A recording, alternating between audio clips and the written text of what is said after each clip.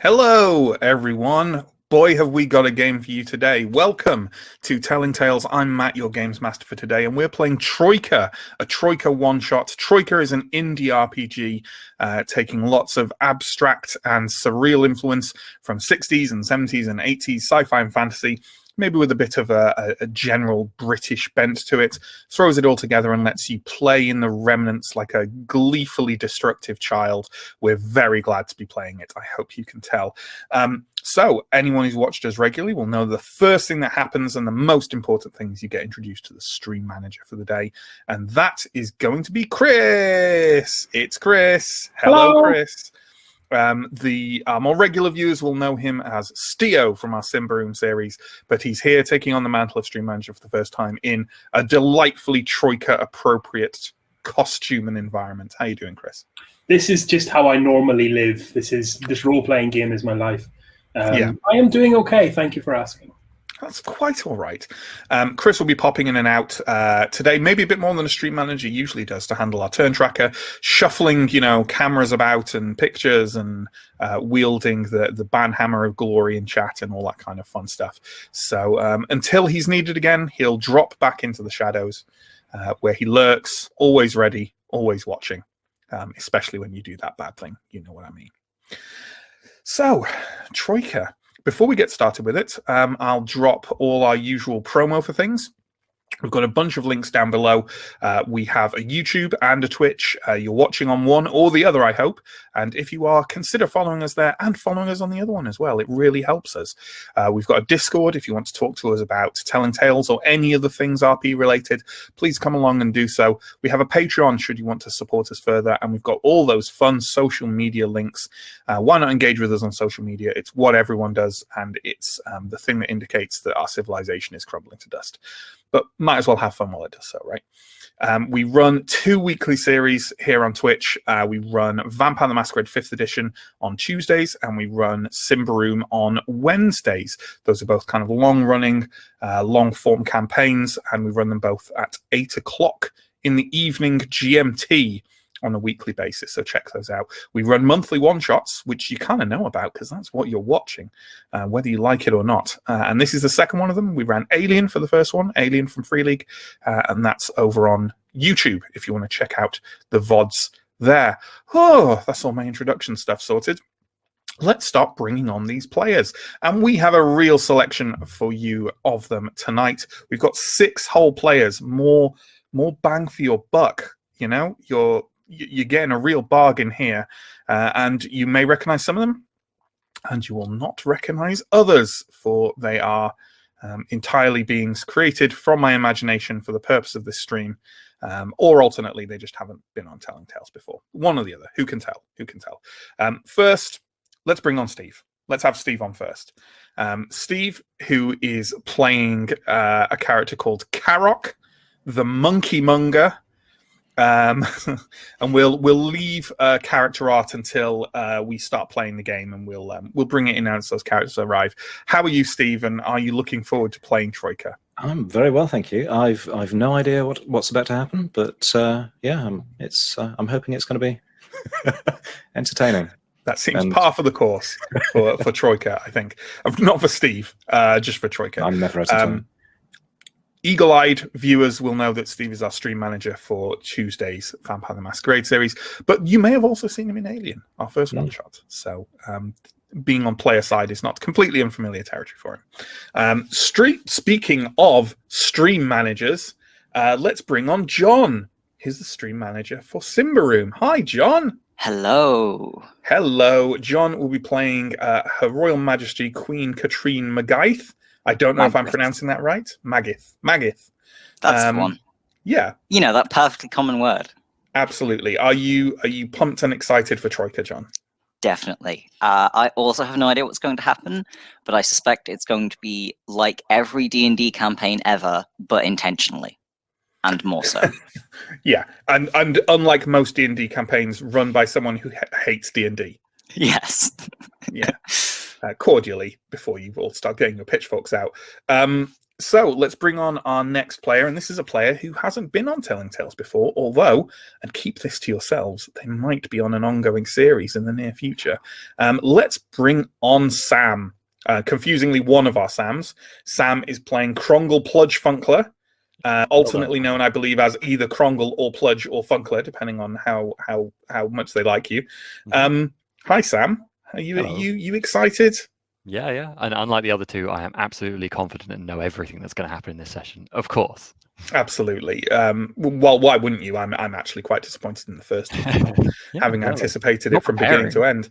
Can I just say, Sam, I'm very glad that I delayed announcing the name of your character until you were brought up fully on screen, because it's too long to be seen on the preparation cams at the bottom of the screen. So, there's that. And from one new player on Telling Tales to another, let's bring on Skye. Skye will be playing Lark Lenoir, a character with no hidden secrets or kind of vague, dark intimations to their backstory whatsoever. How are you doing, Skye? Yeah, not bad. Good. We have there's a whole raft of new players with us tonight. Sam and Skye represent two of them, and the third is Jack, who's playing again, pronunciations, Meriset Skimmer. That's what I'm going with. I've never said it out loud, so yeah. Absolutely, why not? Meriset Skimmer, a humble man of knives. Yeah, he just likes sharp objects and sticking them in people for money. Yeah. I mean, who among us cannot identify with that, frankly? It's a living, you know. Yeah, absolutely. And as I said a couple of times already, Sam, Skye, and Jack, watch out for them. They may or may not be making regular appearances going forwards. But just to make things confusing, we've got another Sam, because why wouldn't we make it as hard for ourselves as possible? So let's bring on the final Sam, like the final boss. You know, you work up on one Sam, and then once your skills are honed enough, you get to fight the final Sam.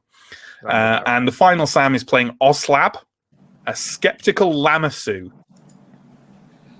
Dual question, Sam. First of all, how are you? And second of all, I suppose we should ask for the most of our viewers, what the hell is a Lamassu? I'm doing pretty good. I still interesting being on a stream that is not Simbroom, but I still managed to have the least human character, so some consistency. And a Lamassu is, I mean, it's just a big creature. It has the body of a bull, the head of a man, wings of a swan, and the forelegs of a cat. What's not to love? Like, obviously, really, just exactly what you would expect. It's absolutely a perfectly normal thing to expect in any role play scenario. So there we go. So these are our 6 players, folks. I will beg your indulgence briefly. We got a shared screen. Not yet, Christopher. But I might just play around with these cams a wee bit and see what we like. I think this is a nicer one, right? And let's make myself... There we go. That's nice. Look at that. I'm in the middle. I'm getting all the attention. So things are as they should be. We feel like a proper Brady Bunch here. Absolutely. This is the start of our sitcom. If we were doing any, I guess this actually removes half of our character titles, but other than that, it's absolutely perfect. It does look a lot better, and that's fundamentally what we want. So there we go. I think that's quite enough introing of things. So let's crack on and let's play Troika. For anyone interested who's watching, we are playing the story from the Troika core book entitled The Blancmange Thistle, with quite significant adaptations and tweaks from me because I just can't fiddle. Can't not fiddle. I can fiddle. It's going so well already. So we find ourselves in the city of Troika. What is the city of Troika? What does it look like? What's the general atmosphere of it to bring you into this world in a role-playing fashion? Who knows? It doesn't matter because you're all in a hotel. And without giving any spoilers, that's where you're going to remain for the rest of this story. You are in the hotel of the Blancmange Thistle, a renowned hotel of choice for at least 7.4 realities. and this glamorous accommodation is what you feel is suitable for all of your first few days in the city of Troika. You do not know each other yet, but you have come here at roughly the same time, presumably guided by the winds of fate or randomness or the necessity of a role-playing session. The hotel itself is a grand building of gold and chrome, and as one of you, let's say Meriset Skimmer, walks into the lobby and takes this grandeur in, you look around and see that there seem to be quite a few people waiting for attention from the concierge. The concierge is a tall, skeletal woman with sparking golden orbs in the place of eyes, and seems to be attending to someone of presumably importance with a large group of people around them right now. And you can see a number of other strangers who are waiting their turn. Why don't we bring on an image of Meriset Skimmer, just to give you some impression. I think we'll find that's the monkey monger. I don't have half as many monkeys as that. Not half as many monkeys as that.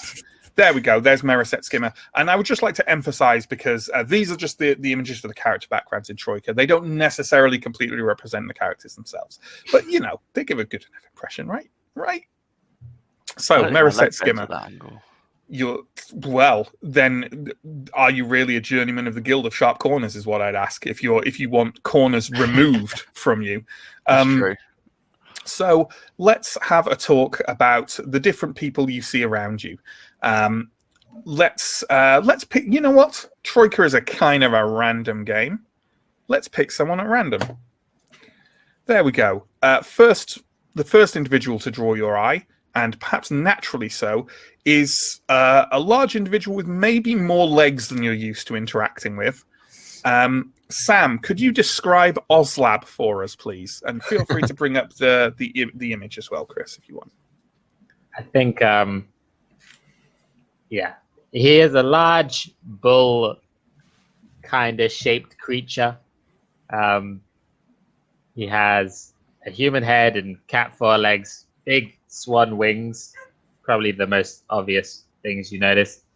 He's wearing a pillbox hat, and he has a long dark beard. He is stood completely stock still, unmoving at all, and appears to be just waiting very patiently for this concierge. Excellent. Meriset, it's up to you whenever we go through these people. If you want to go up and interact with them in some way, you can go ahead, or we can continue to describe the different individuals. What do you feel like doing right now?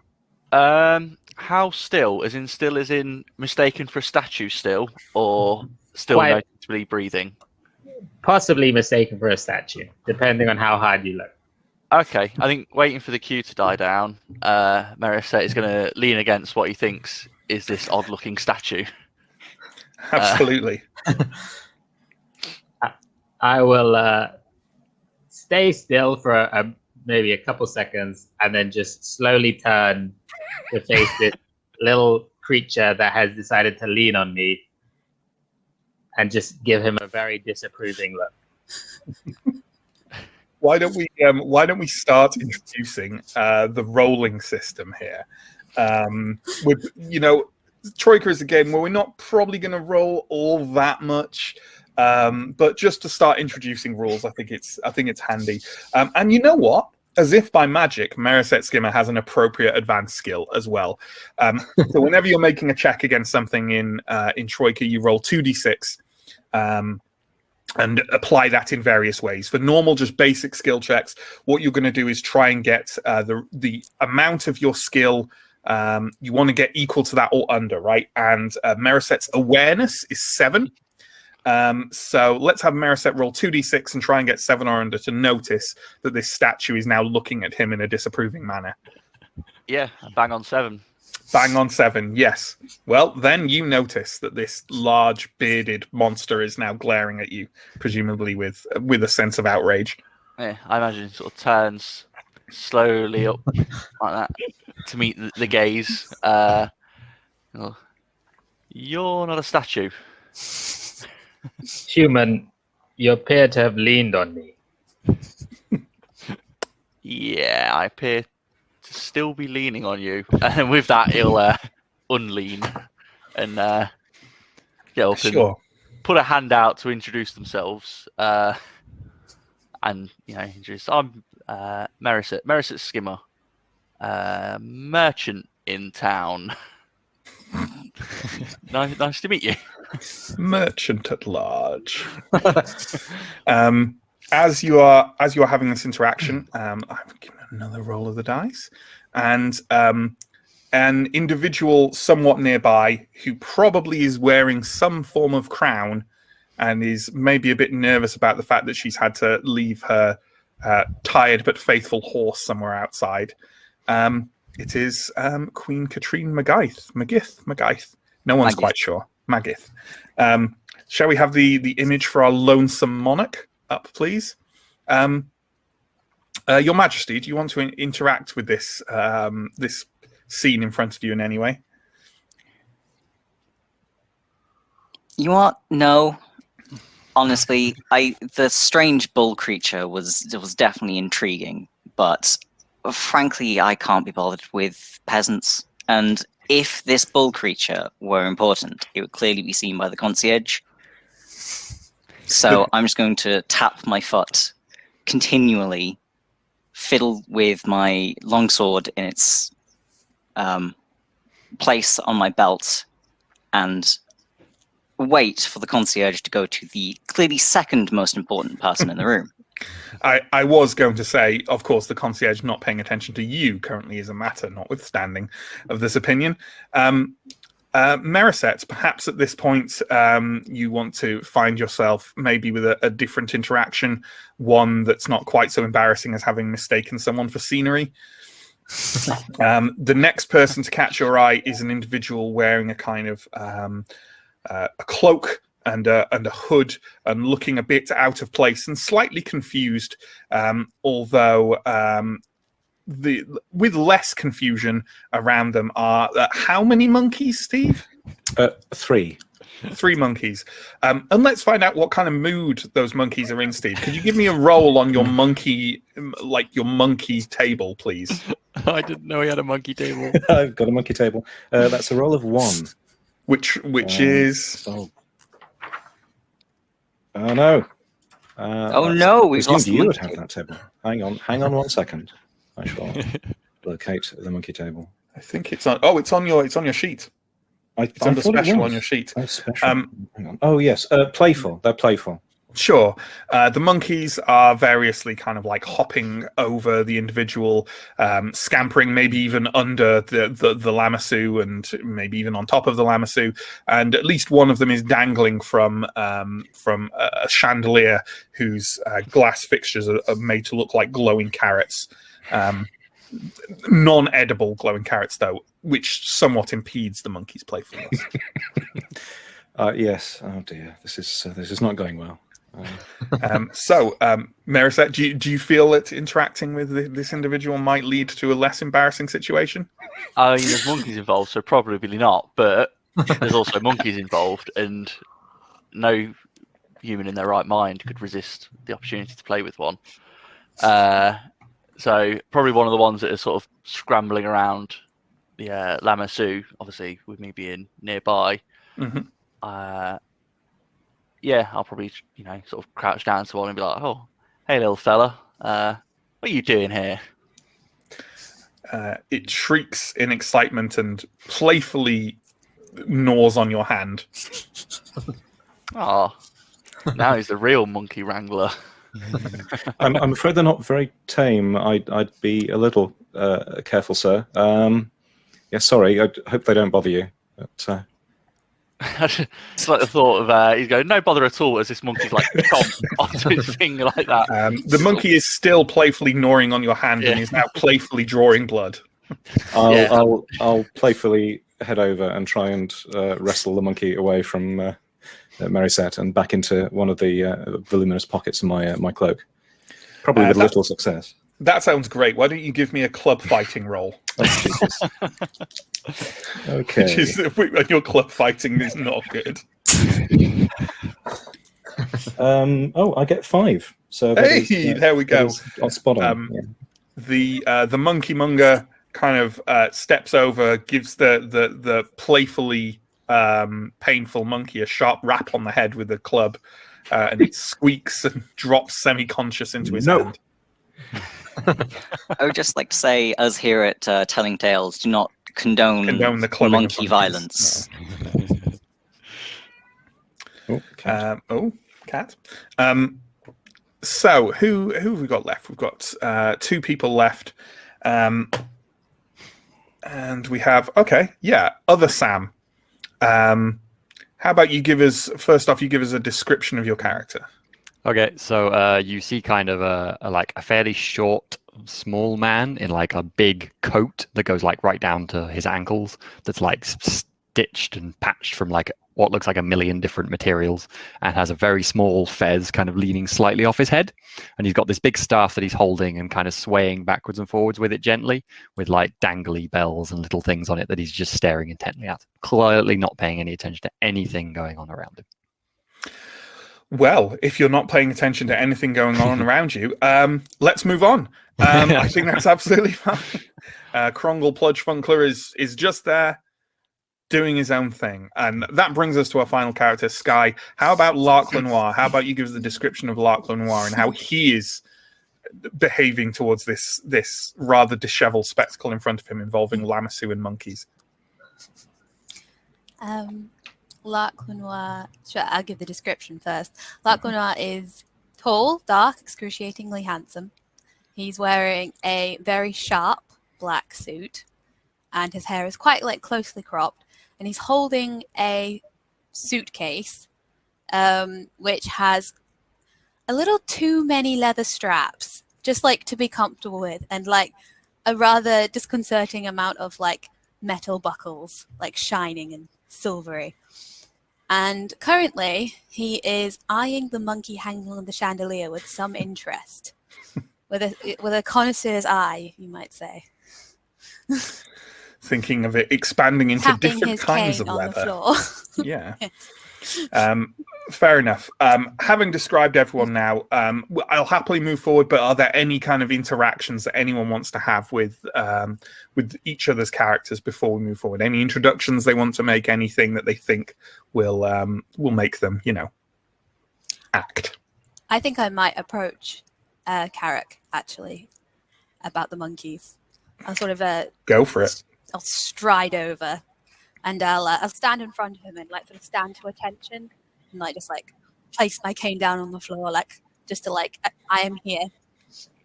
And I go, you good sir, are these your monkeys? They are indeed, yes. For my sins. How much for one? Oh,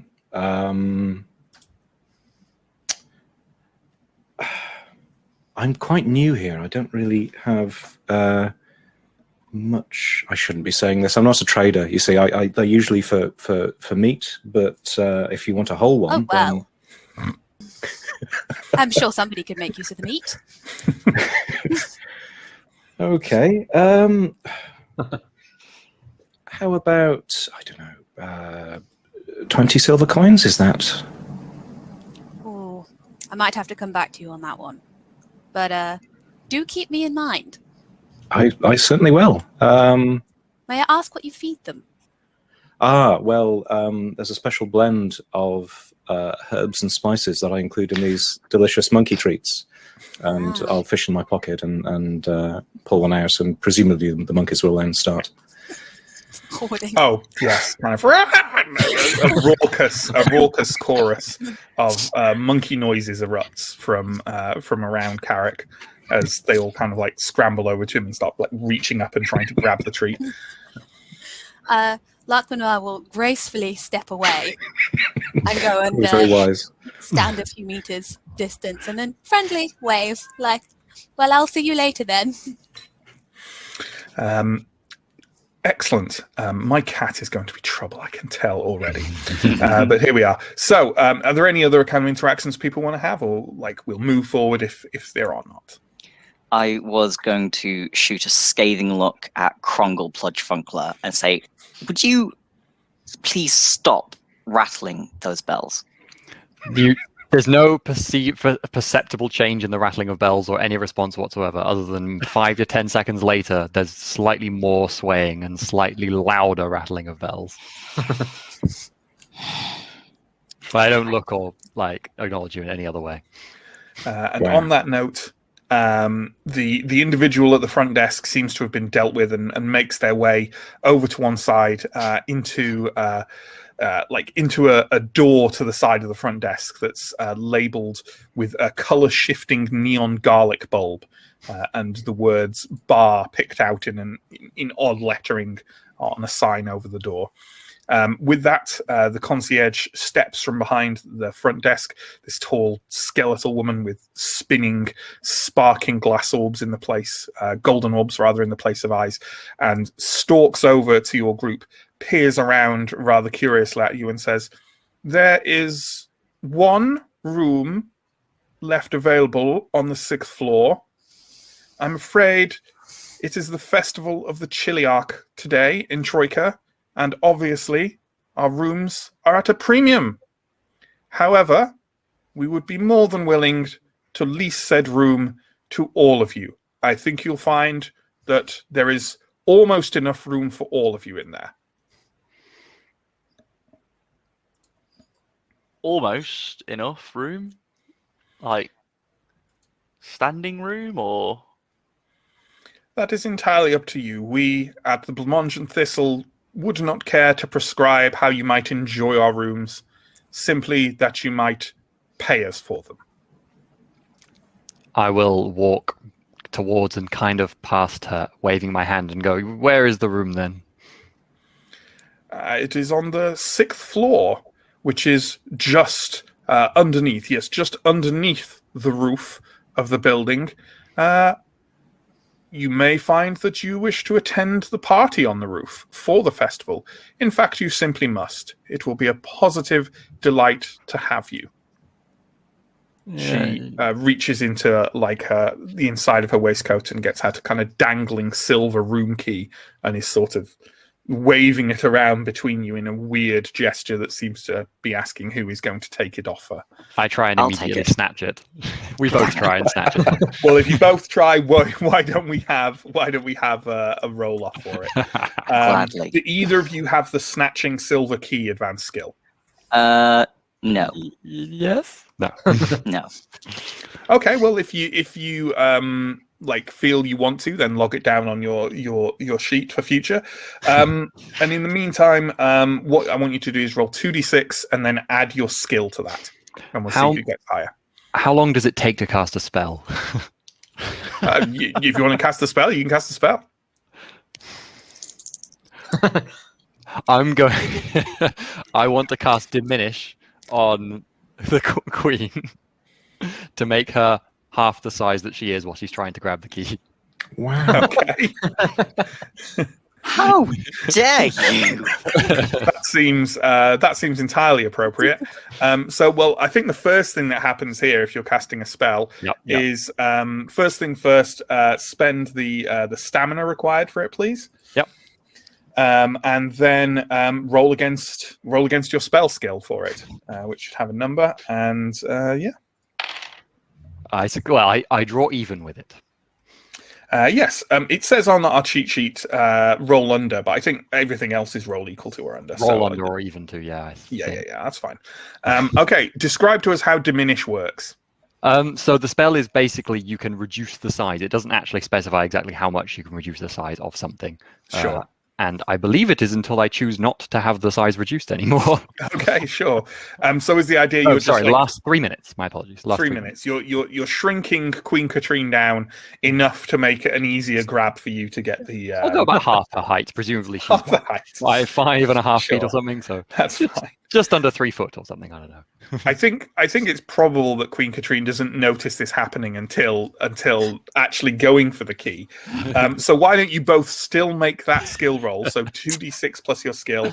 But John, can you take a -3 on the end results? I think.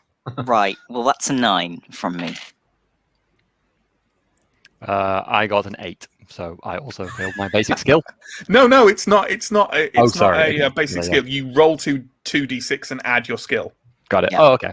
In that case, yeah, I am 8, 9, 10, 11, 12, 13, 14. Yes, more than 9. I thought it was going to be a hilarious result where the queen still grabbed it, even though you had shrunk her. My apologies. Queen Katrine, you now notice you are approximately half the size you used to be, and this this offensive individual in the large jacket and the with the bell strewn staff now has the silver key kind of. I just give you a nice smile. How dare you, sir? Do you have any idea who I am? Undo this right now. Soon. Now. I don't have control of all these things. I am Queen Catherine Magith. See, now I Very- can't say it. Thanks for Very that. good. I think the you queen is unsure, honestly. are. I'm very glad that you are. And now I'm half the height I was. True as well. I'm going to kick him in the shin. I'm not I'm trying to going deal to, damage. I'm just No, no. frustrated. I'm going to step in at this point and put my cane between them and go, "What ho! Fantastic spell work. Very impressive. And your name, sir?" Krongle Pludgefunkler. Though you may call me Krongle. "Thank you very much. I am Lark Lenoir. I extend my hand. Very nice to meet you." And I shake your hand. You sort of get a sort of queasy expression, like from my smile, as I sort of shake your hand. I think it's safe to say as well that maybe something feels a bit off about Lark's handshake. Like it shifts around a bit too much than normally really should for a hand. I smile and then smile a little less and then smile more again. And then I turn to the queen and go, "Your Majesty, I am quite sure this spell will wear off soon. Isn't that correct, Krongle?" Oh, indeed. Very soon, very soon. Nothing to worry about, my little queen. Right. And with that, I think we'd better be making our way towards our room. So, unless there are any objections, let me describe the lobby a bit more for you guys. So, as I said, it's mostly composed of kind of gold and chrome. There is a door to one side of the front desk, the one labelled with that colour-shifting neon garlic bulb, that obviously has stairs leading down to presumably what is a bar. There is also a lift available behind the front desk, which seems to be summoned with a wire cord set into the wall. The concierge has managed to become nowhere to be seen. To the lift, I suppose? Yeah. I suppose we make our way over to the lift. Did we actually get a room number, or am I just forgetting? Let's imagine that the room number is on the silver key, and it is room. It's labelled 612. So presumably, the concierge said it was on the 6th floor. So presumably, room 12 on the 6th floor. I will stare at the key for much longer than it seems like I should, and then relay that information to everyone. I'll call the lift with the. We'll presumably call the lift with the cord. Yeah. That seems to be what it's for anyway.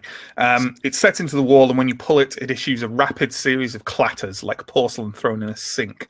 The lift doors slide into sight. They're chromed, which allows all of you a really good look at yourselves individually and as a group before the lift arrives, and the kind of odd little lineup you present there before they roll aside.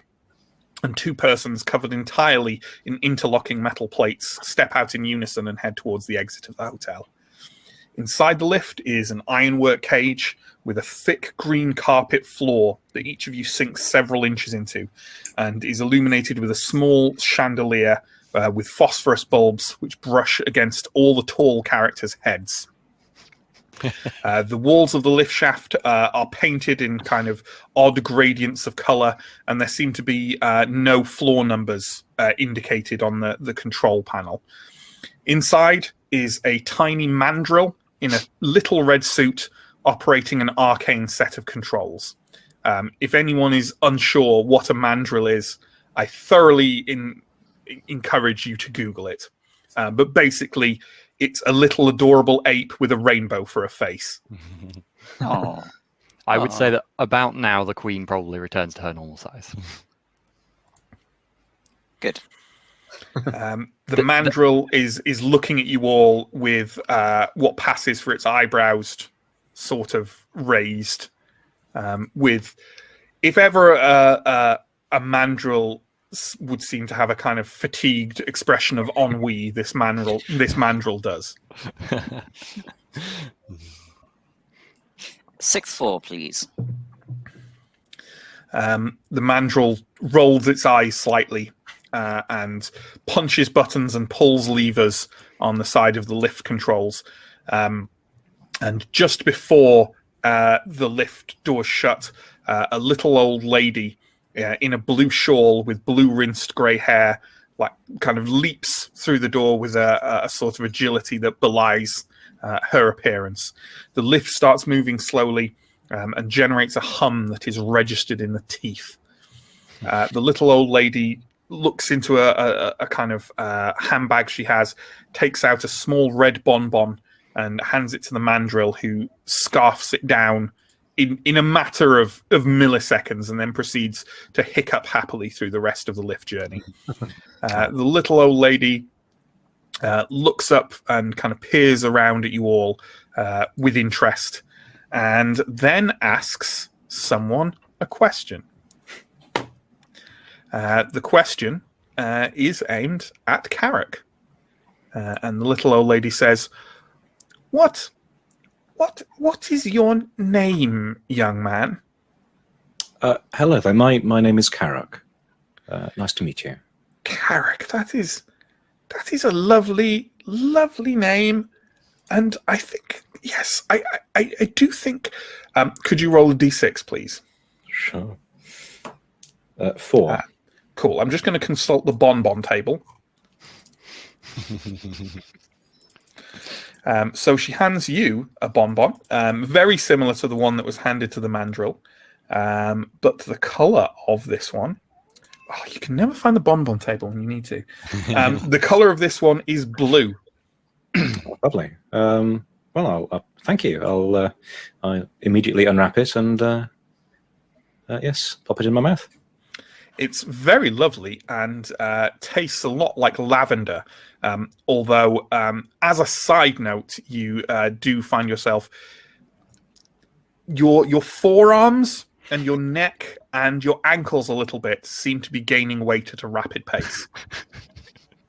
Okay. As you do when you have a lolly. As this happens, the little old lady is going to turn to the next person. He's going to turn to Oslab, the skeptical Lamassu, and says, "Oh, you are a very, very impressive young man, if I do say so myself. Although maybe watch your lovely hat on that chandelier up there. It appears to be, scorching it slightly. Where are you from, dear?" I'm from another dimension entirely. That sounds nice. Thank Has you. it got for a your name? concern. No name that you would understand with your human concepts of time and place. Of course. Have a sweet. Would you like to roll a d6, please?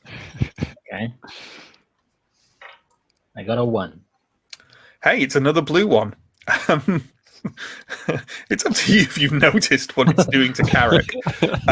Carrick, you feel like the various bits of you are deflating now, but it's certainly, it wasn't a painful experience, but maybe also not one you might want to go through again. What is this? Oh, it's just a treat. your friend enjoyed it. She points at Carrick. Carrick, did you enjoy this? It was different. I sense he did not enjoy it, and so I will not eat it. Thank you.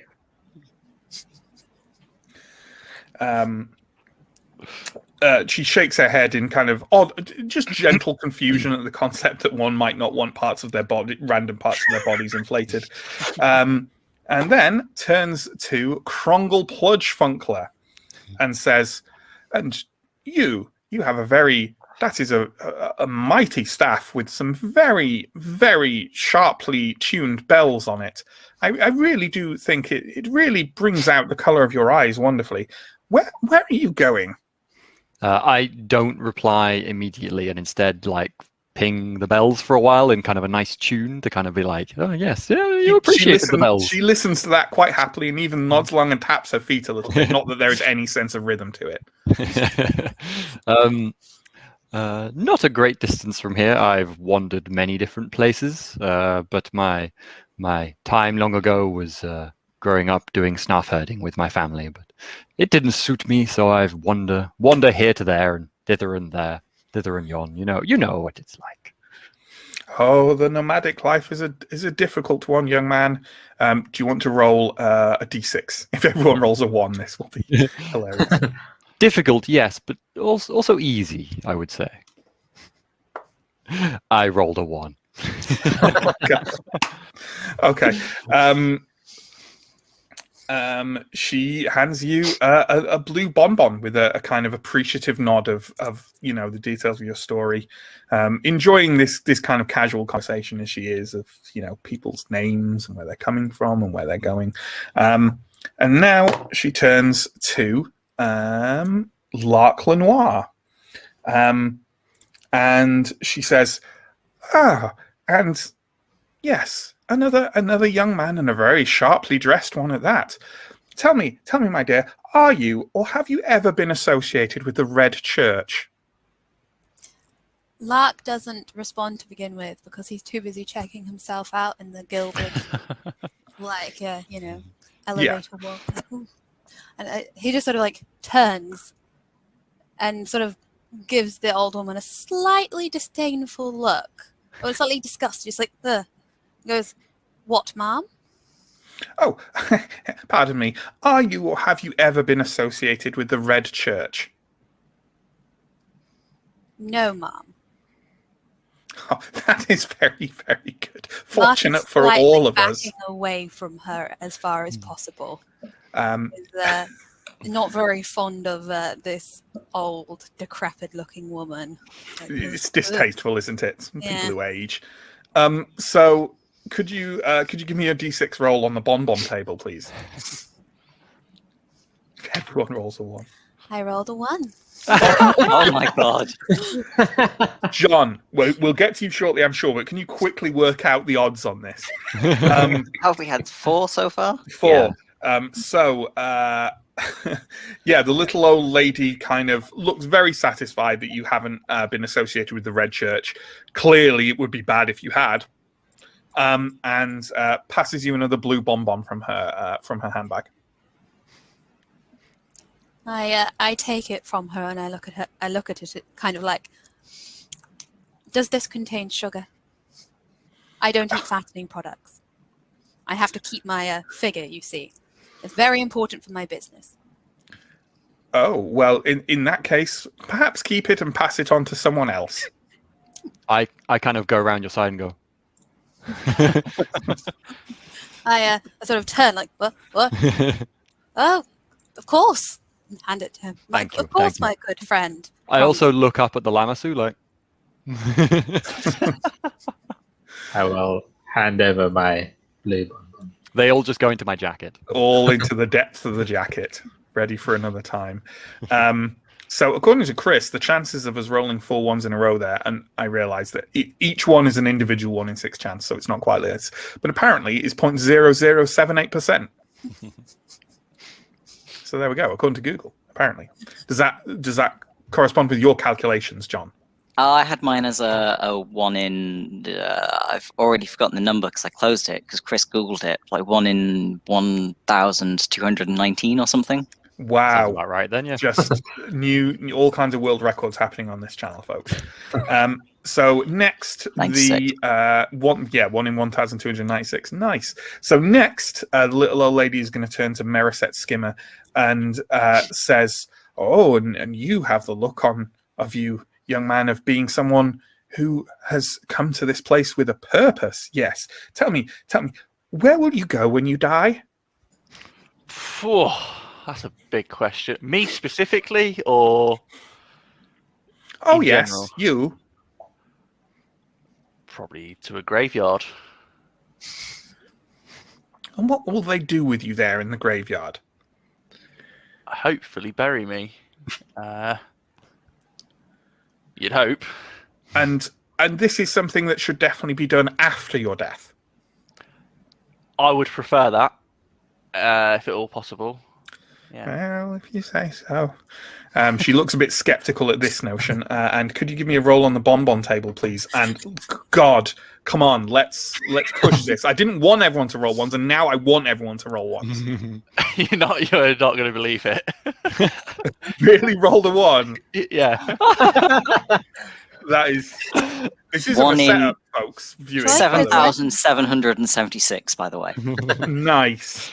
Well then, the little old lady hands you a blue bonbon, Shot which with I many imagine that Krongle Pludgefunkler is looking quite lurking. I'll sort of look at it. And what she said has unnerved Meriset slightly, so I think he's going to hand it off to Krongle Pludgefunkler. I just nod, thankfully. While you're also doing that, I say, "Oh, I have been buried once before. Not as bad as you'd think." Yeah, I probably won't try that sometime. So the little old lady turns to the final member of the party, Her Majesty Queen Katrine, and says, "Oh, and young lady here, what gods have you brought with you?"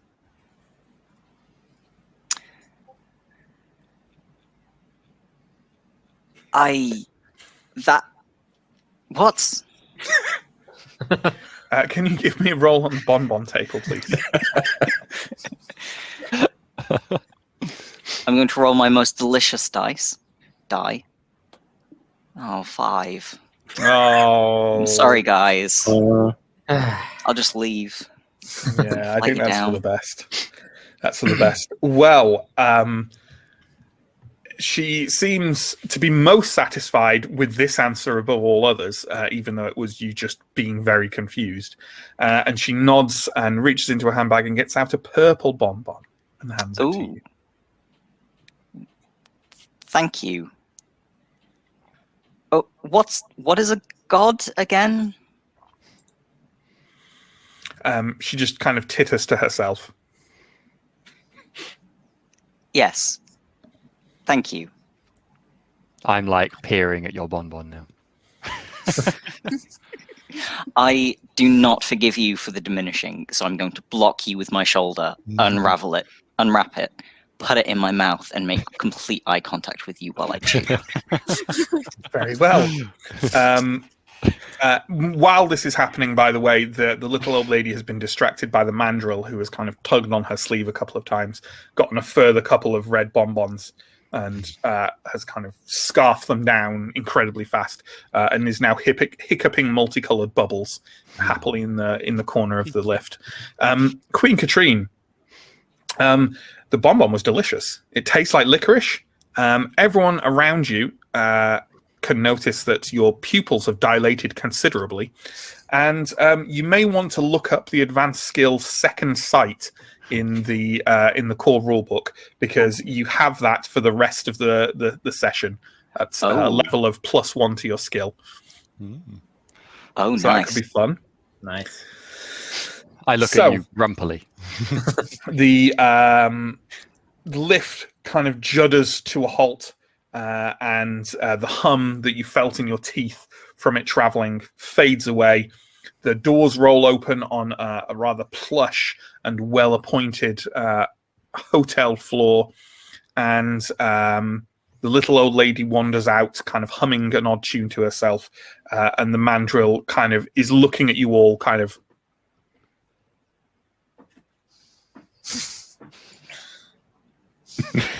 Yes, all right. All right. And I'll walk out. Can I flick a silver pence at the mandrill? You absolutely can, yeah. Cool. The mandrill kind of catches it, kind of snatches it out of the air, examines it carefully, nods at you in a kind of, a respectful, I appreciate the tip. I work hard, and this is this really helps me get along, and then goes. I'm satisfied with that. That's good. I will tentatively offer the mandrill a monkey treat. The mandrill takes one sniff of it and looks at you with a sense of disgusted offence. Oh well. Straightens his little red suit, and once he's herded you all off the lift, the doors close again and leave you. I cast one leering look back at the mandrill, slightly appraising it. One more for your collection. Noticing the shine of its fur. The corridor stretches out in front of you. It's the size of a hotel floor. You can see a lot of doors lining it, all of which seem to be open. And at the very end, there seems to be the foot of some kind of spiral staircase. I stride off ahead of the group towards the spiral staircase, occasionally peering in at the rooms beyond because I'm a nosy kind of person. Mm-hmm. Are the others of you kind of doing similar things to Lark? Yeah. I'm probably going Yes. to walk straight into the first room that I see open. Okay. Well, regardless of whether it's a room that you walk into, Krongle, or the rooms that other people walk past, the rooms seem to be empty of all furnishings. Windows are boarded up from the inside, and Lark, you're the first person to kind of come across as you walk down the corridor. The only thing in the corridor is a very large rubbish bin that is full of uneaten complimentary mints. I turn and I call and I go, Krongle, my friend. Head pokes round door. Fez nearly falls off. I have to catch it. You're fond of treats, are you not? You see me kind of like sniff the air and then march over. And then I eat a mint once I've arrived. Is it a good mint?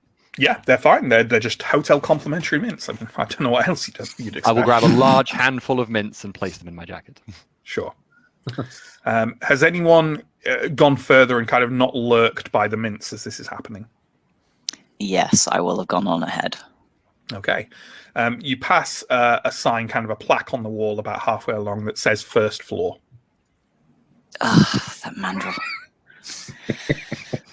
Right. Well, I have it's the literally stairs, only then. just grokked, as someone put in the private chat, that Mandrill is the name of one of our vampire characters, and Who lives in a also lift. lives in a lift shaft. Yeah. So Callbacks. there we go.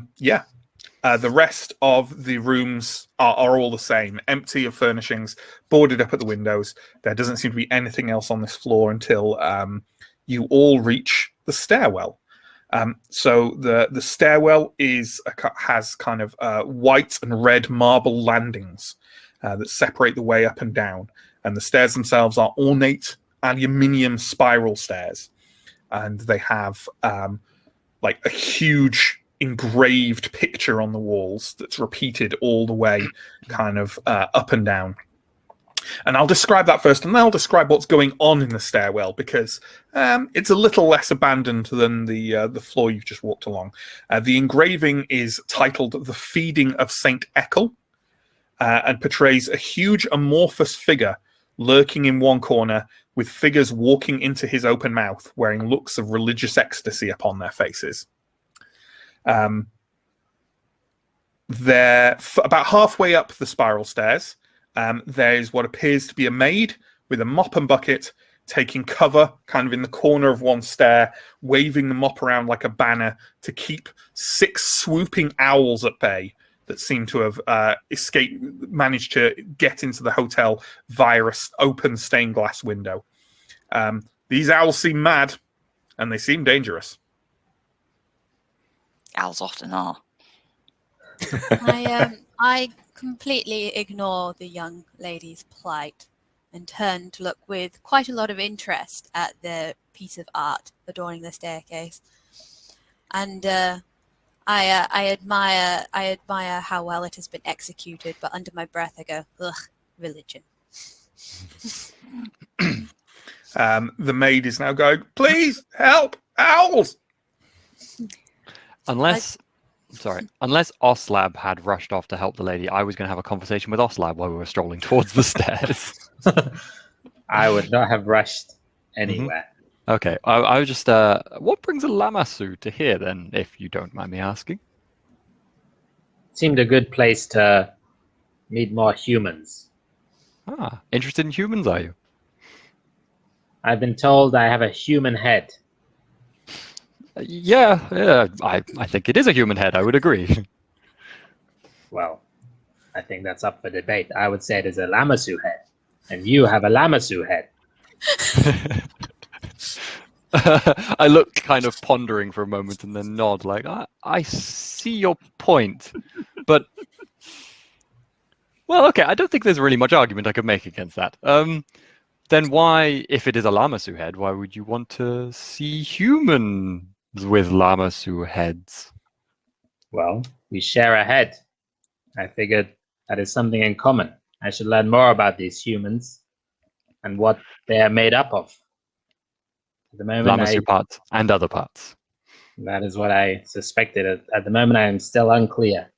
Perhaps some kind of monkey with pig skin and a Lamassu head, but I am still uncertain. While this conversation is happening and while Lark is admiring the art, what are Carrick, Mariset, and Katrine doing? I am going up to, not so much to assist the maid, as to bat away the owls, because owls do not belong indoors, and they are vermin, and you need to keep your windows closed. And no matter whether you It's want a to really help the maid big or not, problem. the owls are definitely in the way of your royal person getting to your room in this hotel. Yes, but also we've left windows open before and owls have flown in, and it's just been a nightmare. Carrick and Mariset, what are you doing? Are you backing up the Queen? Yeah, I'll help with the owls. Yes, Absolutely. I'll join in. Sure. I might have some experience with trying to corral wayward animals. Creatures. Yes. In that case, we'll start a combat. We'll start a combat just with these 3, but the other 3 can join in after like a round is done if they want to, or not. They can just watch. You know, it's entirely up to them.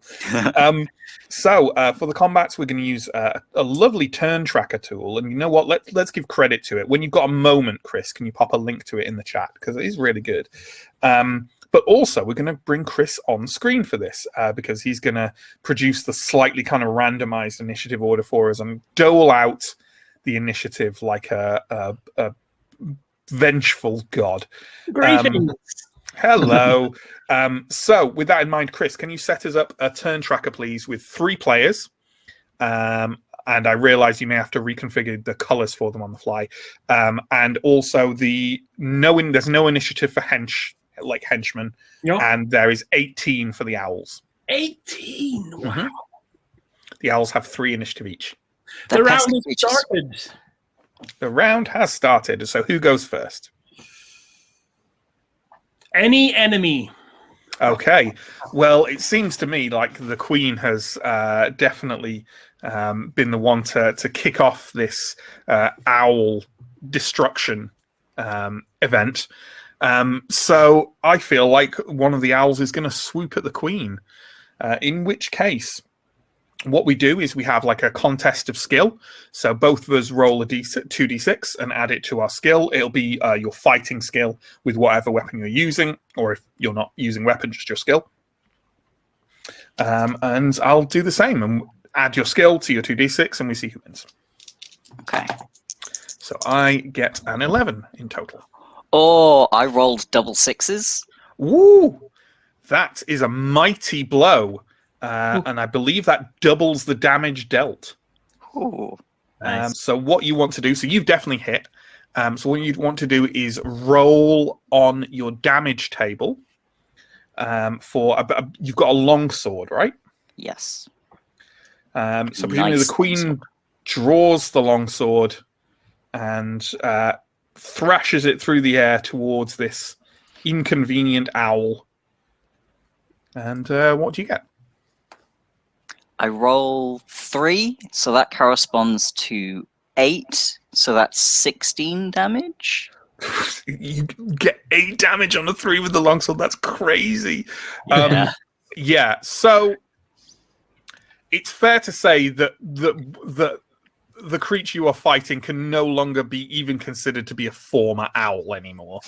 It's lucky that there's a maid on this stairwell. That's all I'm saying. Because, diced doesn't even cover it.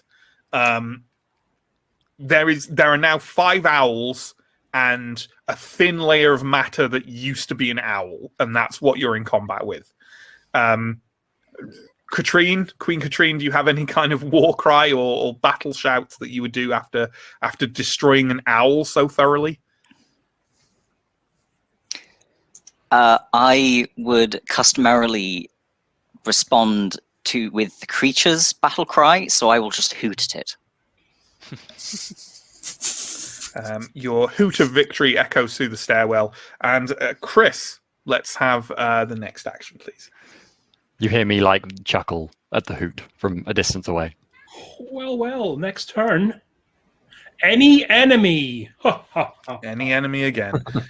So one of the owls is going to swoop down, I think this time on probably on Carrick, because Meriset it fades into the background quite naturally. Or at least with the impression of natural and not having taken a course module on it. So we'll do the same thing, Steve. Are you fighting with your club, or with your do you also have a knife or something? I do also have a knife. Yes. I think I'll be using the club because I was using that earlier. So that's the club feels like a more natural owl combat weapon, doesn't it? Bludgeoning owls. Yes, that's my favourite pastime. Cool. Well, I have rolled an 8 in total. Okay. Oh, blimey. So this is 2d6 plus the skill thing. Yes. Right, so I rolled 6 and a 5, which is 11, plus my club fighting skill of 5, I guess. I think that definitely beats 8. Yeah. So give me a damage roll for that club, please. I rolled a 3, which translates to 2 points of damage. 2 points of damage. So the owl that swooped towards you, you give it the old monkey tap, as you'd usually call it, and kind of lightly bonk it on the top of the head with a club. This certainly seems to dizzy it and send it kind of flapping in a bit of a spiral. But you fear that these owls are made of sterner stuff, and if they're to be dissuaded from attacking you, clearly your standard monkey tactics you may need to up your game. Right. Chris, who's next? Let's find out together. It is the gold player. And for the purpose of this, that will be Carrick, the monkey monger. Carrick the monkey monger. Right. What are you doing in response to this outrageous owl? Well, I think I'll try to attack it again. Attack it again. Okay, I have rolled a 12. Well, okay, I have rolled a 14, I believe. Yes. Then give me that damage roll again. I'm going to try harder with the club this time. Pick that. Same again. Same again. again. Exact same strength with the tap. Exact same strength again. Well, clearly Carrick is trying this in increments. Yes. You don't want to over club something. No, it's messy. Not when you had a lifetime of, just stun the monkeys. But it seems to be enough, regardless.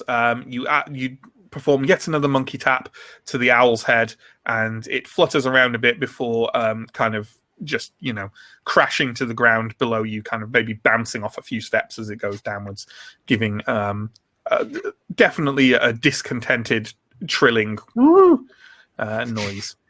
Who is next, Christopher? Well, next. Who is next? Who? It is That's what I once said. again the gold player, which once again is Carrick. Carrick, it's you again. Obviously on a roll off the back of your monkey tapping owl success. The trick is to get a nice rhythm. That's the trick. and you've got that now. Yeah. So there are 4 more owls still causing chaos, currently limited to the 3 of you and the maid. What are you going to do? I'm going to repeat the process. Repeating. More monkey tapping of owls. This one's rolled a bit better now. My result is 15. Yeah, no, I'm getting tired. I rolled a 10. You broke the owl monkey tapping rhythm. That's your problem. Yeah. I've seen it 1,000 times. So in that case, the owl manages to kind of latch onto your, nothing too horrible. It just latches onto your face a bit and gouges at your eyes with its claws and its beak. And its I'm used to it. And, you've had worse from monkeys for sure. Take 2 points of stamina damage, please. Okay. And Christopher, give us our next initiative thing. Well, that will be any enemy. Any enemy. And you know what? I think that this owl has had quite enough of his friends being monkey tapped. And he's going to see if they can, remove something amusing from Carrick's face. So let's have another dice off there. That would be a mighty blow. Oh, no. But I presume I get a result of a 16. Yeah, well, yeah. If you get over 16, I think you still make the hit. I don't. I get 15. You don't. In that case, how much stamina have you got left, Carrick? There's a question. Currently, I have 18 stamina. It's fine then. Right. The owl kind of furiously scrabbles at your face and kind of rears off with a triumphant screech and flaps back into the air. And you realize that, ultimately, where you come from, life is hard, life is tough. This place, clearly, with its vengeful owls, is somewhat similar. And really, perhaps you should be grateful to have just lost an ear. Ouch.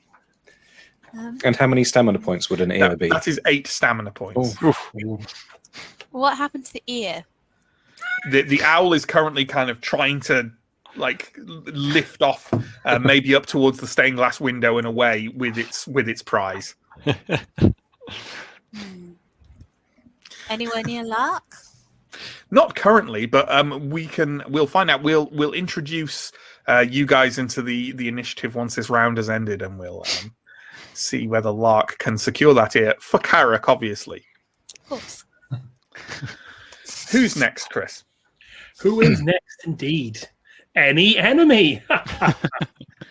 Well, I think we've focused on Carrick quite enough. And another owl is going to take an attack at this presumptuous queen. Merisette still lurking in the background, knives akimbo. So, that's another high one. 15 there. 13. There we go. Oh, These are tough owls. These are tough owls. So in your maybe you are distracted by Carrick's kind of yelp and ear removal enough so that an owl swooping down towards you and just dive bombing just the side of your head, knocking your crown fully askew and leaving you off balance, and you take a total of 5 points of owl concussion damage. Ooh. This displeases me. It should. Chris, who's next? Who is next? The Crimson player. In this case, that will be Her Majesty Queen Katrina Magith.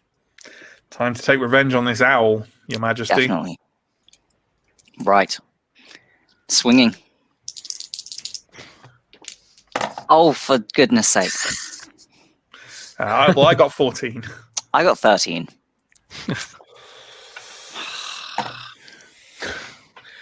Normally, I have people to do this kind of thing. So I don't know. This owl may have been learning from Carrick by observation. It may be a very clever owl, and it's learned the value of the monkey tap rhythm. For it has dive bombed you again on the other side, knocking your head to one side for another 5 points of owl concussion damage. On the bright side, this knocks your crown back into place. Oh. Great. So, Chris, who's next? We seem to have lost a Sam, but I'm sure he'll be back. Any enemy. Again, you know what? I feel like Mariset Skimmer has escaped attention enough. I feel like this latest outrage to Her Majesty has made the owls realise that, you know, there's more to this fight than a monkey monger and a lonesome monarch. So give me a roll because you're being attacked. So is that 2d6, yeah? Yeah, it's 2d6 and add your weapon, whatever your weapon skill that you're using to that. Which I believe you will be your knife, I'd imagine. Well, I did have a plan if an owl wasn't going to attack me, involving using my coat to subdue it. So if I've got that out, I don't necessarily have a weapon out at the minute. So well, if you want to try and subdue it with your cloak rather than fight it, you're more than welcome to. That would, I guess, just be a standard skill versus its attack, but it's up to you. Okay, yeah. Well, I rolled a 10. Well, it rolled a 12, so it definitely gets the advantage of that one. Owls notoriously unwilling to be constrained. And it manages to thrash out at you with its claws for 3 stamina damage. Ew. These owls. Chris. Well. Any enemy. Again, the owls have learned how to double monkey tap. And I feel like it's attacking Mariset with renewed confidence that this individual can only fight back via the medium of cloak. 15. Stop rolling so high. It's the owls that.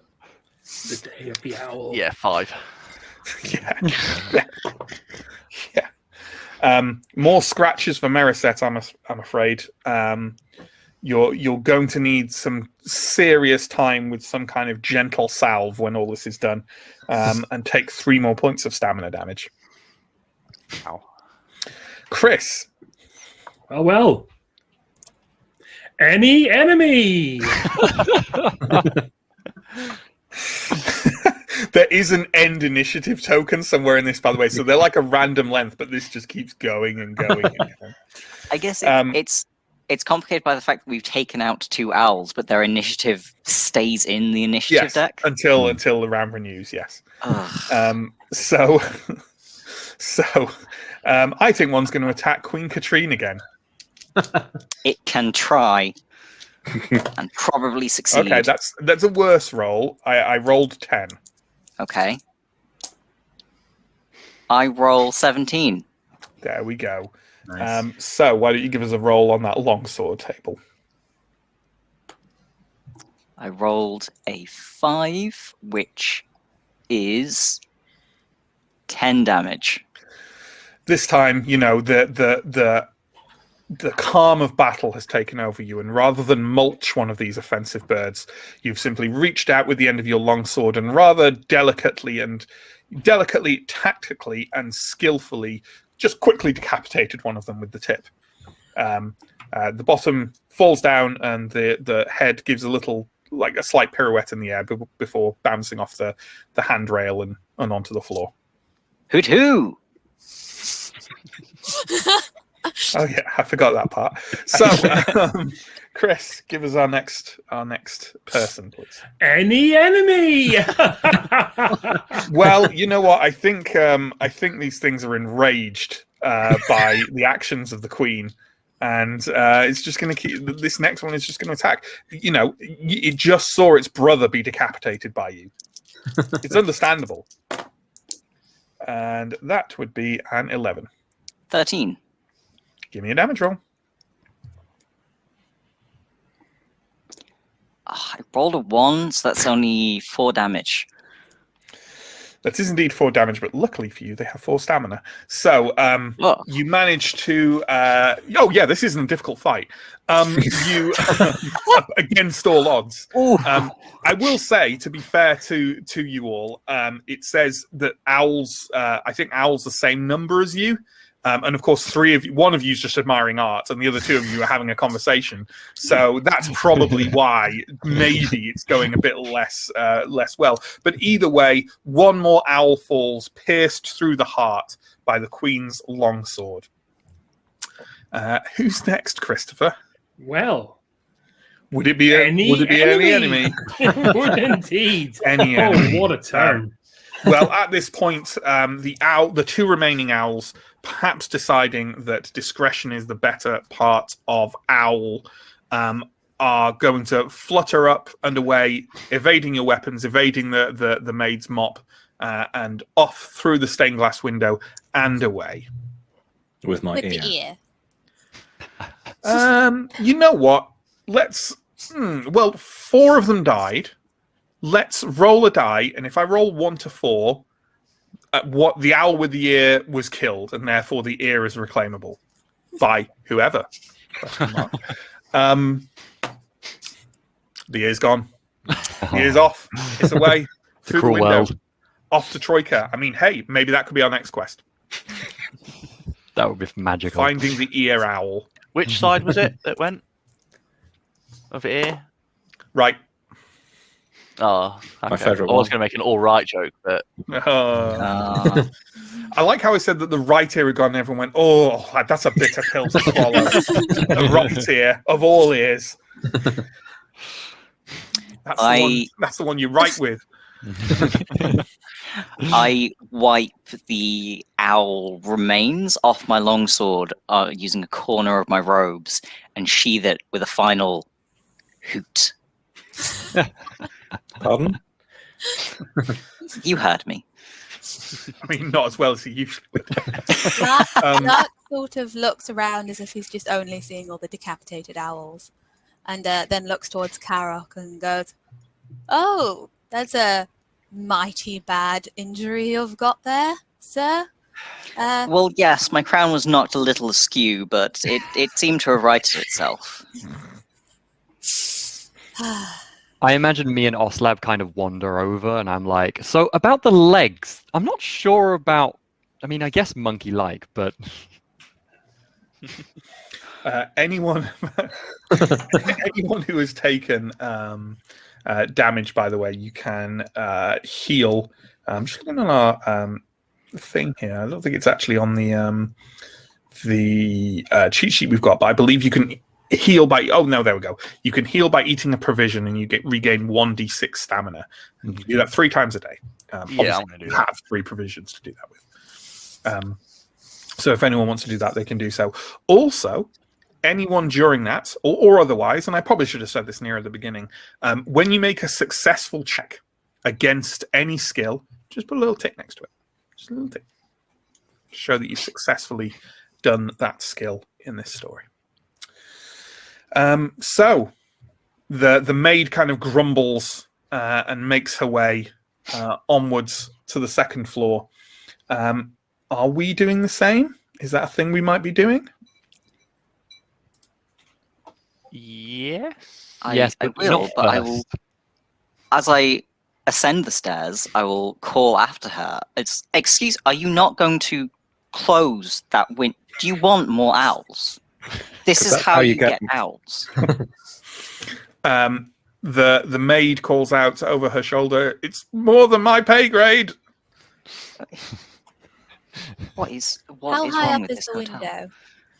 window? It's certainly beyond the reach of any of you. What about my cane? Can I sort of tap it into place? You know what? Give me a skill roll, Okay. unless you've got any applicable. that's just- Fighting. Well, let's have a look. What have you got there? You've got No, you don't have like a skill for using your cane, have you? So yeah, just a normal skill roll. So 2d6, and you'll be wanting to get 6 or under because your skill is 6. Nope. Nope. Flail You reach wildly up, at it. yeah, kind of flail wildly at it, but maybe Her Majesty appreciates the effort. But I might try climbing up, as that is a thing that I am familiar with. sure, give it a go. 16, I get. Oh, I want to roll low on these, don't I? Yes. Hang on. Yeah, you want to be equal to or under your skill. Oh, let me recalibrate. I rolled a 6 and a 2. My skill in climb is 8. This is a roll under. That's isn't right it? then, isn't it? Yep. You Yep. rolled Cool. 8. Yeah. 8 or under. Hooray! Yes. Aslark is kind of like flailing wildly at this thing. Carrick, blood streaming from the wound on his head, scampers up, almost like a monkey. I will look directly at Krongul Pudgefunkler as he's monkeying his way up the wall. Be like, I'll be like, this is our real quest. This seems conclusive. I don't know about any of you, but I feel like people have monkey bodies. I know it's unpopular. Telling tales cancelled. So yeah, you're on. There is a second floor awaiting you, or at least the next floor. And ahead of you is a corridor very much like the one you just went through, but this time the doors all seem to be closed, and occasionally kind of one person kind of comes in and out and walks to the stairs or back towards you or whatever. So this floor seems to be somewhat functional, at least. About halfway down it, you can see an individual slumped against the wall, making uncomfortable, like slightly huffing, sad noises, and mumbling to themselves, and occasionally sipping from like a tall glass of violently coloured liquid with a parasol inserted into it. They are dressed in blood-encrusted red spiked armor all over their entire body, and kind of the front of the face is like this sort of horrible, leering, demonic plate that just has enough room underneath for the straw to fit in when they're taking a sip straw? of it. Yes.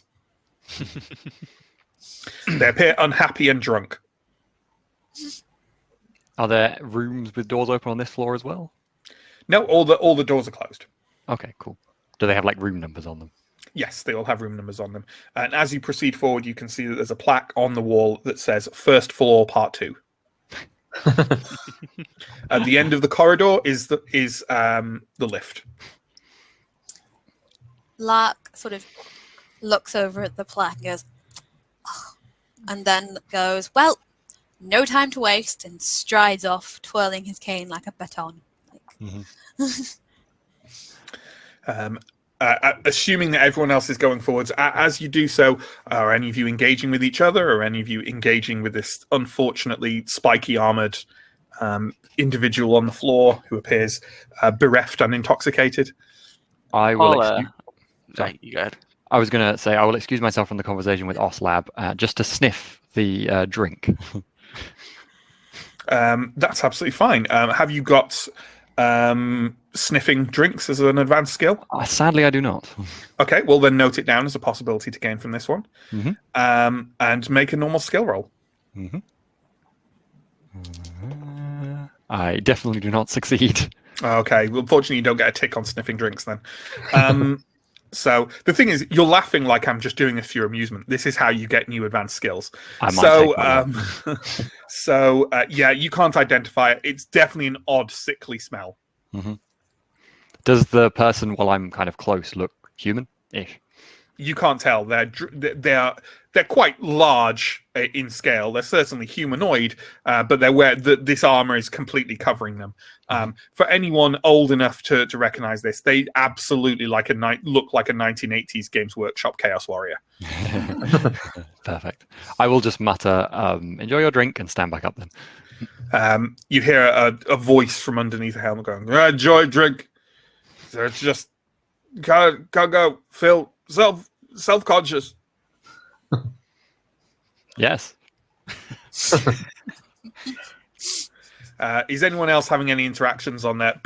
I'm assuming, although please tell me if I'm wrong, that you're generally making your way towards the lift at the other end of the corridor. But is anyone else having any interactions with anyone else, with this individual slumped on the floor, etc.? Yeah, I was going to ask the little. Well, he's not little, but I was going to say to Very him, large. yeah, hey, fella, did the owls get you too? No, just party. Makes me feel wanted to be here with friends. Oh, well, where are your friends gone? Well, I had some responsibility. I did slaughter them, but it's just everyone's looking. My spikes need polishing. I just don't feel comfortable up there. Well, why don't you get yourself in? There's a lot of empty rooms downstairs. You could lock yourself in there and polish your spikes.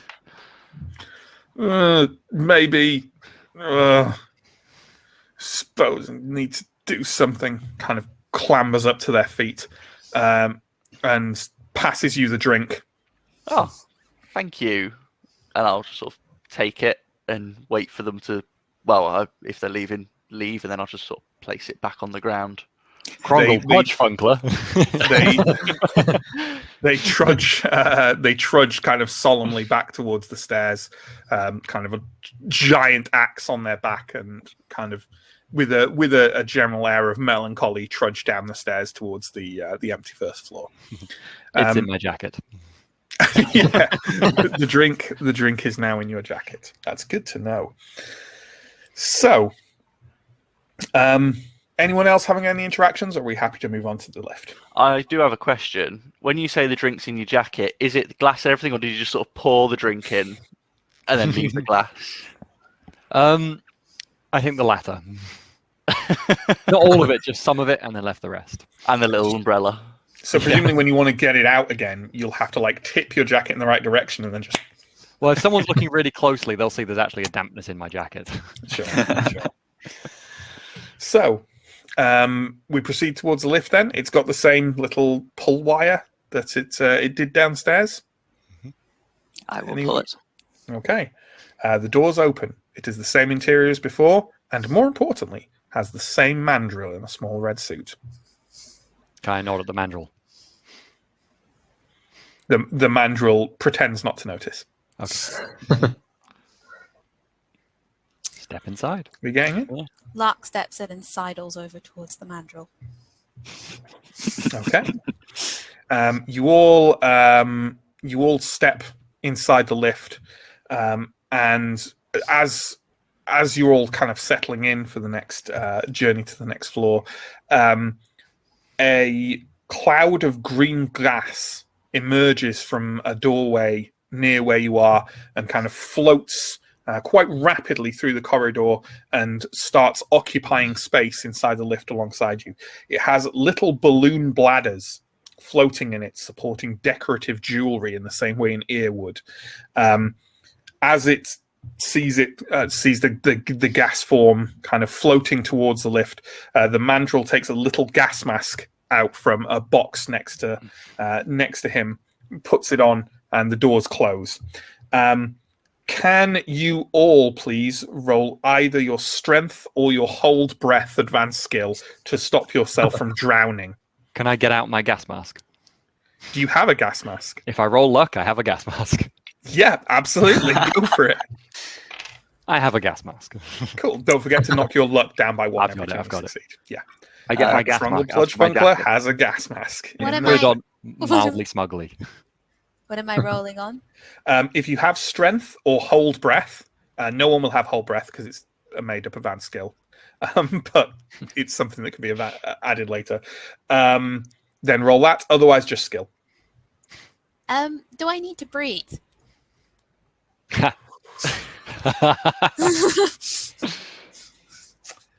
No, you don't, do you?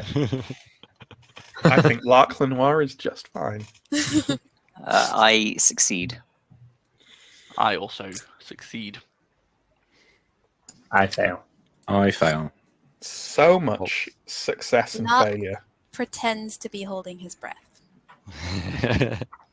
All Takes a in big one go. theatrical gasp. Goes, oh.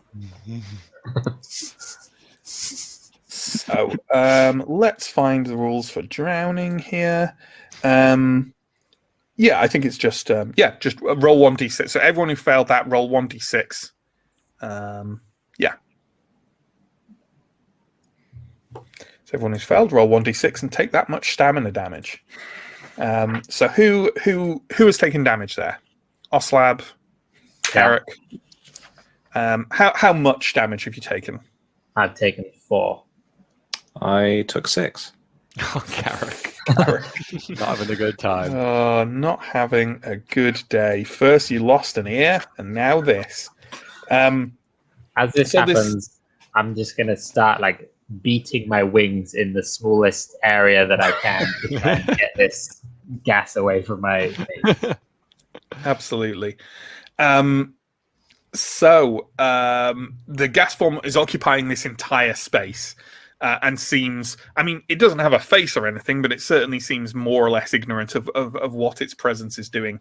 The mandrill is kind of watching you all curiously with its gas mask on and seems a little bit perturbed by Oslab's rather rude flapping of his ginormous wings in such a small space.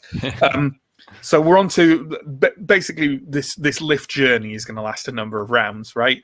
That was our first round. This is our next round. So before we make our checks for whether we're drowning further, what is everyone doing? Let's go around you in a random order. So what is Lark Lenoir doing other than oh yes, I am also need lungs.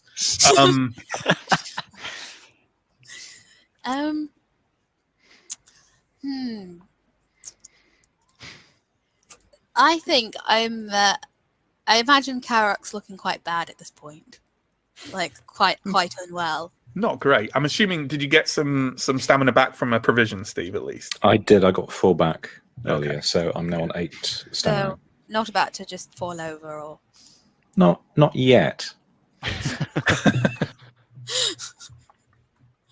I think I'll just sort of eye him with concern for now, and then I might turn to the gaseous substance, and sort of still holding my breath rather theatrically, but give it a friendly little wave, like trying to kind of charade to it that its presence does not allow you to breathe, something which is absolutely a charade in your case. Yeah, sure, okay. Give me an etiquette test, and I don't think you have etiquette. So that'll just be a skill test to try and bring over this idea to it. so. Is that 2 dice? 2d6. Try and get equal to or under your skill. Nope.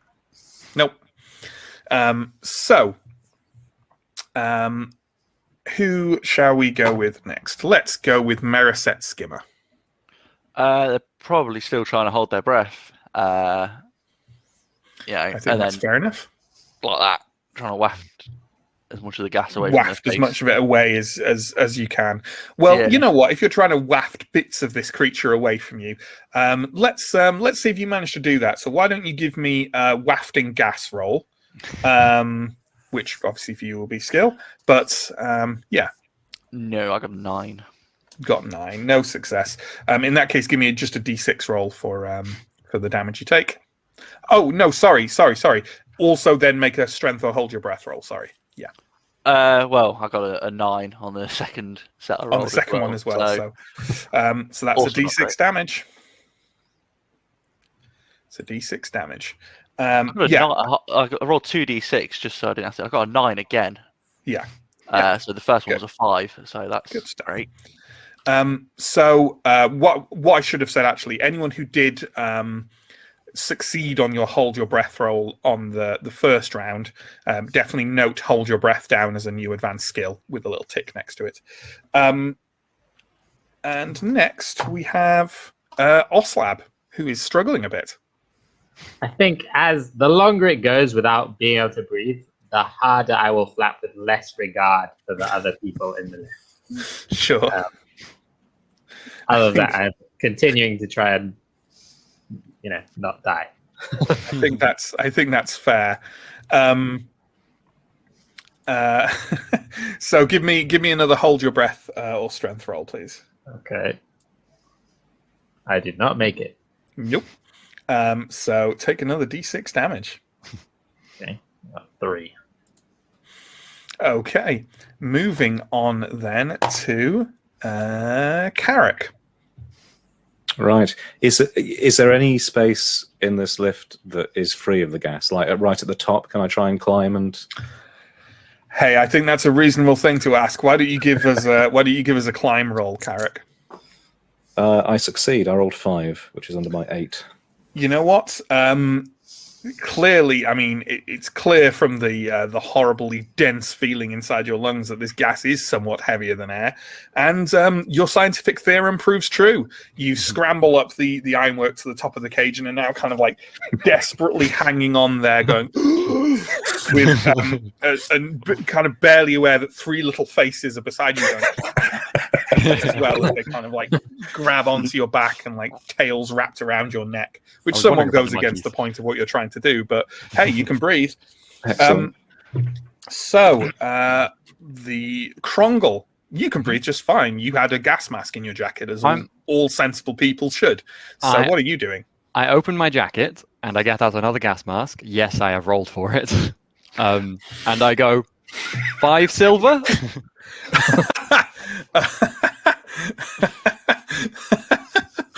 Amazing. Okay. I take it you knocked your luck down for that as well. I did knock my luck down for it already. Great. Is anyone taking him up on the offer? I mean, yeah, because I might die if I don't. That's what I'm betting on. I'll gladly nod at you and take your 5 silver, handing you the gas mask. The bargain is done. It all comes out of a deal anyway. Yeah, feel free to note gas mask down in your inventory now, mate. So, and obviously Crumble as well. Mm-hmm. So that leaves us with Her Majesty. What are you going to do? I'm going to slip a silver pence to the mandrel and sort of gesture to hurry the lift up. Okay. Why don't you give me an etiquette roll for that, please? Gladly. Which I believe you do have. I do. 7. I succeed. Excellent. The mandrel kind of looks at your the silver and kind of looks at you appraisingly, burnishes a little on their suit before eating the silver and pressing a button that sends the lift just jerking upwards with a great kind of crack up to the next floor where it's meant to be. But I think that was pretty unexpected for everyone else. So I'm just going to have a quick look in the core book for something like, falling or just like little bits of damage. There is a thing for falling damage, but... There is, but my PDF, as ever on stream, is misbehaving. And has told me that there's entirely too much memory being taken up by 6 PDFs. So I'm going to just have to reopen it. 1 second, friends. There we go. Do you know what page that's on, John? No, because I don't have it in front of me. I just remember reading it. Page 46. Aha. 46. Lovely. Thank you, Jack. Falling over. I don't think it's that. I think that's a bit too harsh. So I won't do that. But you know what? Just for interest. Well, you know what? Let's do this. Can everyone roll against your staying on your feet advanced skill, please? Yes, I know it doesn't exist. So just roll against your skill, and if you succeed, you get to note that down as an advanced skill you can use later. I fail. Nope. I fail. I fail. Everyone has failed. Cool. Everyone roll a d3, please. So in other words, d6 and halve whatever method you want to use. Roll a d3 and take that much damage. Krongle, Pludge, Funkler, yes. No, I'm just trying to get my camera working. Sorry. Oh, right. Yeah, no worries. Does the mandrel stay on its feet? Oh, of course it does. It's well used about- to the vagaries of untrustworthy lifts.